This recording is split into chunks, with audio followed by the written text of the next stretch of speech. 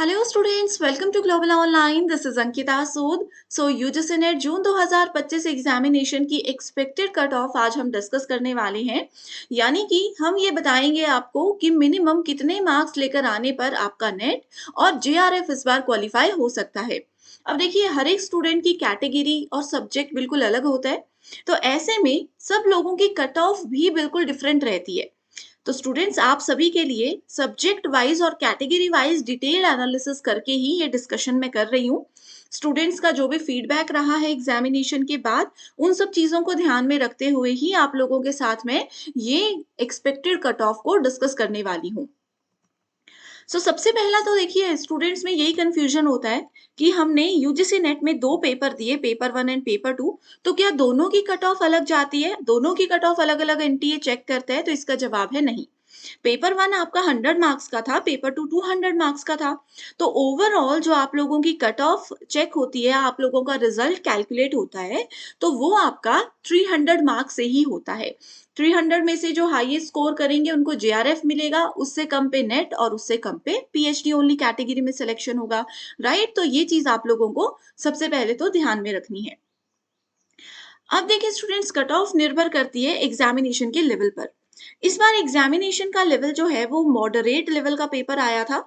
ज्यादातर questions PYQ based थे, तो हमें लगा कि शायद ऐसा होने पर कट ऑफ थोड़ी सी हाई जाएगी। लेकिन आप लोगों को बता दूं कि मैक्सिमम स्टूडेंट्स जो एग्जाम देकर आए हैं उनका यही फीडबैक था कि पेपर था तो पीवाईक्यू बेस्ड, लेकिन पेपर बहुत ही ज्यादा लेंदी था। बहुत ही ज़्यादा उसमें जो क्रोनोलॉजी बेस्ड क्वेश्चन थे, जिसकी वजह से टाइम कंज्यूमिंग पेपर था। इसलिए काफ़ी स्टूडेंट्स का ये रहा है कि पेपर उनका मिस हो गया है, या क्रोनोलॉजी बेस्ड क्वेश्चंस को अरेंज करते-करते उनको थोड़ा-सा मतलब ऑप्शंस में कन्फ्यूजन हो रहा था, तो डाउटफुल चीज़ें लेकर के चल रहे हैं। तो हम यही एक्सपेक्ट कर रहे हैं कि कट ऑफ लास्ट एग्ज़ामिनेशन के बराबर रहेगी या फिर उससे थोड़ी-सी कम जाएगी। तो चलिए फिर सब्जेक्ट वाइज़ एनालिसिस करते हैं, लेकिन उस पर जाने से पहले बता दूँ कि दिसंबर 2025 एग्ज़ाम की तैयारी करना आज से ही शुरू कर दीजिए, क्योंकि सिलेबस बहुत ज़्यादा है।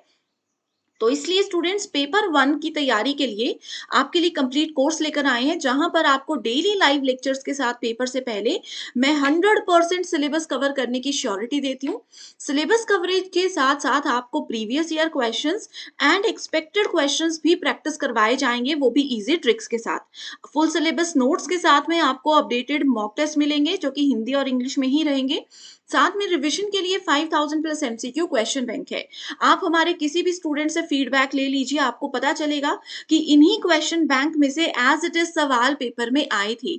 और इन क्वेश्चन बैंक एमसीक्यू सीरीज में आपको डिटेल्ड एक्सप्लेनेशन भी दी जा रही है, ताकि फाइनल रिवीजन के दौरान भी कहीं कंफ्यूजन हो तो आप साथ में ही एक्सप्लेनेशन देख सकें।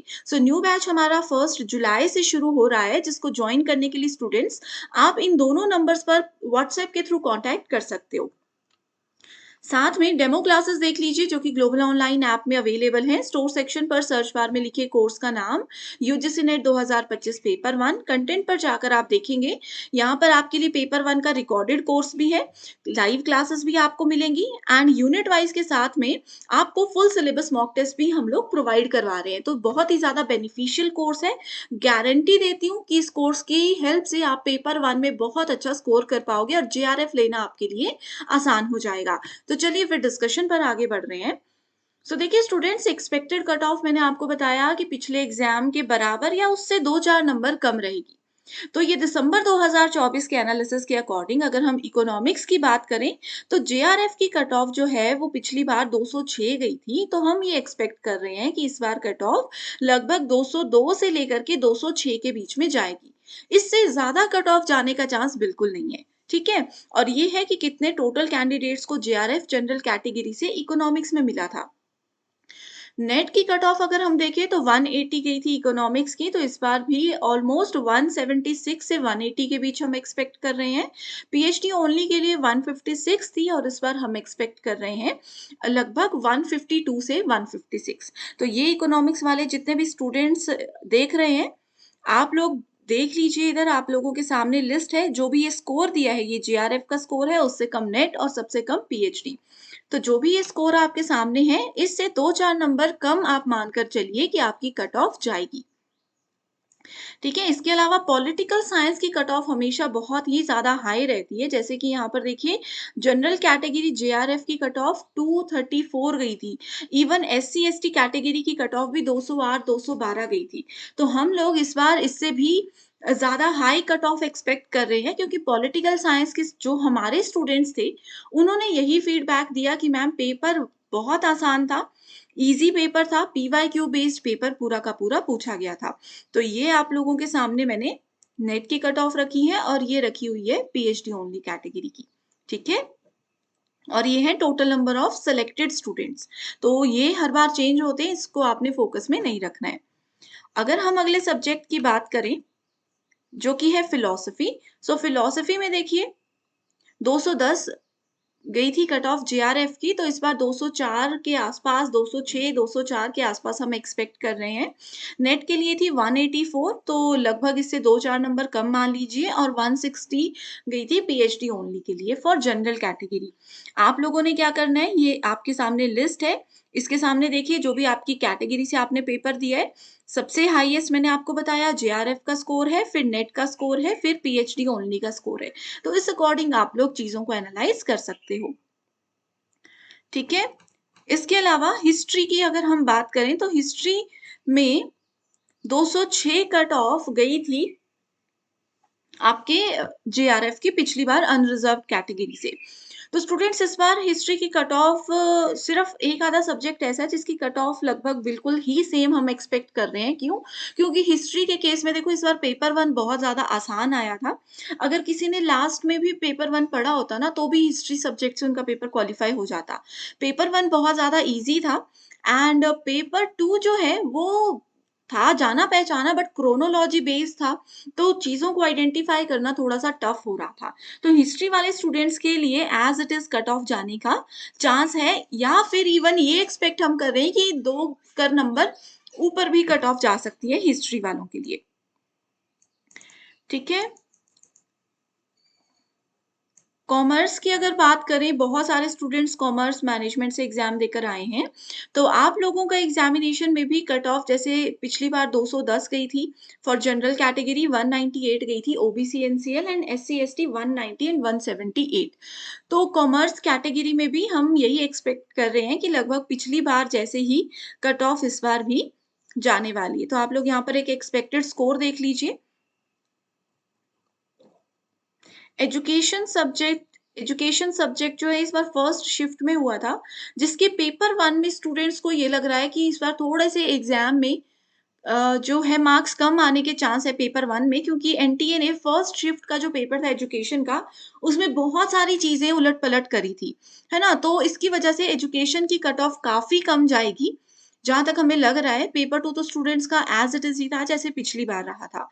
तो 204 पिछली बार कट ऑफ गई है जेआरएफ जनरल कैटेगरी, तो इस बार हम एक्सपेक्ट कर रहे हैं कि लगभग 196 टू 198 तक आपकी कट ऑफ जाएगी, एंड 170 से 176 के बीच में नेट की कट ऑफ जाएगी, एंड 150 से 154 या 6 तक पीएचडी की कट ऑफ जाएगी।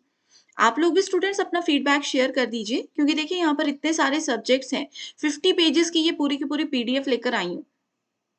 ठीक है? तो अगर आपको भी ऐसा लग रहा है कि मैम हमारा सब्जेक्ट कुछ अलग था, आप कुछ और एक्सपेक्ट कर रहे हो, तो डेफिनिटली आप अपना फीडबैक हमारे साथ शेयर कर सकते हो।